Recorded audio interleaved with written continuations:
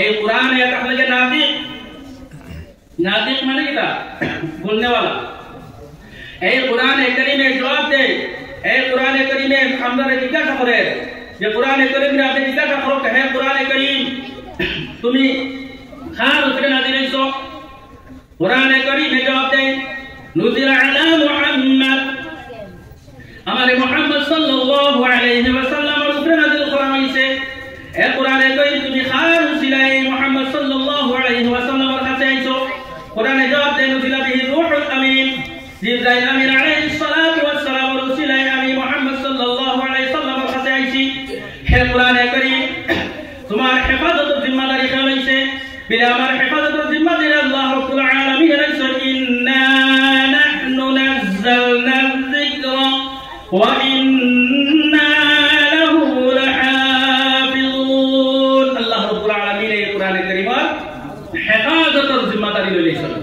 দুনিয়ার কোন ব্যক্তির ক্ষমতা নাই এই কোরআনে কারীমকে মিটানে वाला, কারণ দুনিয়ার সারা বিশ্ব কোরআনে কারীমকে যদি একত্রিত করি এক জায়গার মধ্যে জ্বালানি হয়ে যায়। নাউযুবিল্লাহ। তাহলে বিশ্ব করোড় করোড় হুফাজে কেরাম হল আসলে এক ঘন্টার ভিতরে পুরো কোরআন শরীফ দেখে দিতে পারবে। সুবহানাল্লাহ। আমার বুজুর্গ হল দুস্থ হল এই কারণে এই কোরআনে কারীমের উপরে চ্যালেঞ্জ দিয়ে আছে যে তিনটা আল্লাহ করতে যায়। যখন আল্লাহ রাসূল সাল্লাল্লাহু আলাইহি ওয়াসাল্লামের উপরে কোরআনে কারীম অবতীর্ণ হইল তখন আল্লাহ রাসূল দেখে বলেন কাফির, জ্যোতিষী, পাগল, মুহাম্মদের মাথা ধরছে, এটা মানুষের বানায় কবিয়ত বানায় কবিতা অকলিতা। তখন আল্লাহ রাব্বুল আলামিনের তরফ থেকে আয়াত নাযিল হইল ফাতু বিসূরাতিন মিসলি, আর ফাতু বিসূরাতিন মিন মিসলি, আর ফাতু বিআশি সুওয়ারিন মিসলি। ফাতু বিসূরাতিন মিসলি মানে আল্লাহ রাব্বুল আলামিনের তরফ থেকে চ্যালেঞ্জ করা হইছে যে যদি তুমি তাই হও এটা মানুষের বানায় কালাম তাহলে তুমি তার এর মতো একটা কিতাব তৈয়ার করে দেখাইয়া দাও। ক্যান্সেল। এই চ্যালেঞ্জ রেখাও কবুল করছেন না। তখনকার যুগে আলহামদুলিল্লাহ মানে শিক্ষিত হল, তখনকার বহুত বড় বড় শিক্ষিত হল আসলা, ইমরাউল কায়সার মতো শাড়ি বড় বড় শাড়ি হল সুহাগা হল আসলা। এই চ্যালেঞ্জ রেখাও গ্রহণ করছে না, এই কিতাব বানানি সম্ভব না।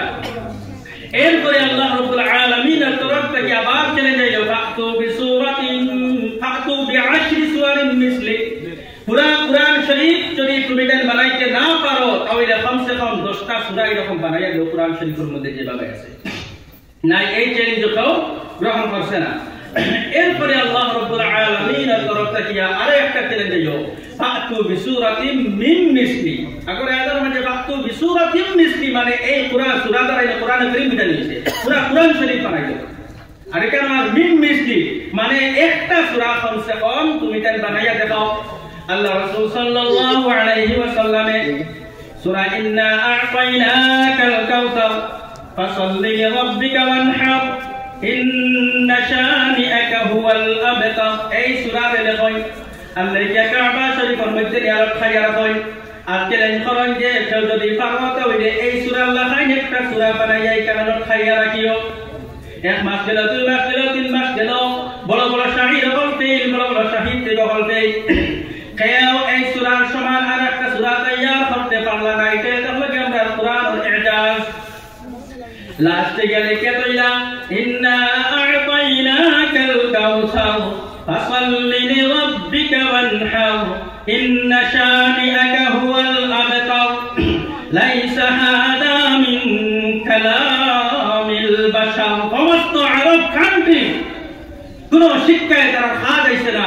এই একটা জুমলা লিখে তুলছেন, কিতা একটা বাক্য একটা সেন্টেন্স লিখিতে বাধ্য হইছেন তারা। 3 মাস অতিবাহিত হয়ে গেছে গিয়া খেয়াল ক্ষমতা হইছে না এই সূরার পিছনে আরেকটা সূরা বানাই যাইতো। লাস্টে গিয়ে একটা সেন্টেন্স লাগাইছেন তারা, কিতা লাইসা হাদা মিন কালামিল বাশার। এইটা কোন মানুষ জাতির কালাম নয়, বাশার মানে ইনসান। লাইসা হাদা এই কোরআনে কারীম কোন মানুষ জাতির কথা নাই, কোন কাহিনীর কথা নাই, কোন জ্যোতিষীর কথা নাই।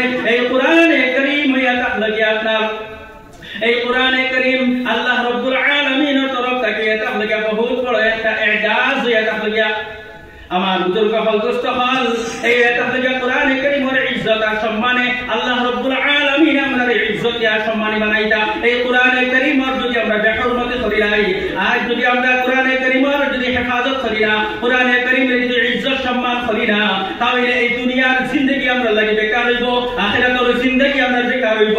দুনিয়ার জিন্দেগির মধ্যে আমরা লাঞ্ছিত, বঞ্চিত, অপমানিত হইমু, আর আখিরাতের জিন্দেগি আমরা বেকার হই যাইব। যে আমার বুজুর্গ হল, দোস্ত হল,